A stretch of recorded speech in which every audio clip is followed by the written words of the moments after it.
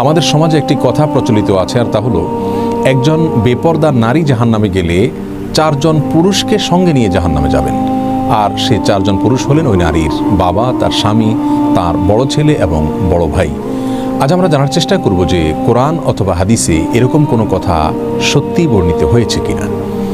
সূরা ফাতিরের 18 নম্বর আয়াতে আমরা দেখতে পাই আল্লাহ সুবহানাহু ওয়া তাআলা ইরশাদ করেছেন, ওয়ালা তাজিরু ওয়াজিরাতুন উযরা উখরা, অর্থাৎ কিয়ামতের দিন কোনো ব্যক্তি অন্য কারোর পাপের বোঝা বহন করবেন না।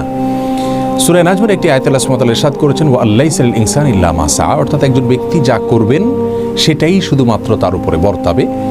আর তিরমিজির একটি বর্ণনা আমরা দেখতে পাই, রাসূল করিম সাল্লাল্লাহু আলাইহি ওয়াসাল্লাম ইরশাদ করেছেন, আলা লা ইয়াজনি জানিন ইল্লা আলা নাফসি, আলা লা ইয়াজনি জান আলা ওয়ালাদিহি ওয়ালা মাউলুদুন আলা ওয়ালিদিহি, যার অর্থ হলো কোনো ব্যক্তি পাপ করলে সে পাপটা তাকেই শুধুমাত্র পাবে, অন্য কাউকে পাবে না।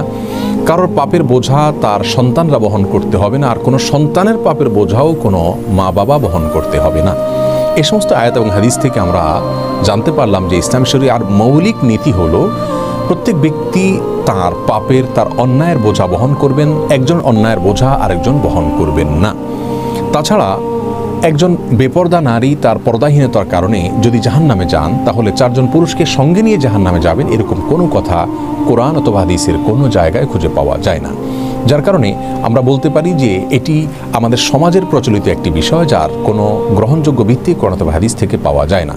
তবে হ্যাঁ, সন্দেহাতীতভাবে প্রত্যেক ব্যক্তিকে আল্লাহ সুবহানাহু ওয়া তাআলা তার অধীনস্থদের সম্পর্কে জিজ্ঞাসাবাদ করবেন। সেখানে নারী, পুরুষ, বাবা, সন্তান সকলেই সমান।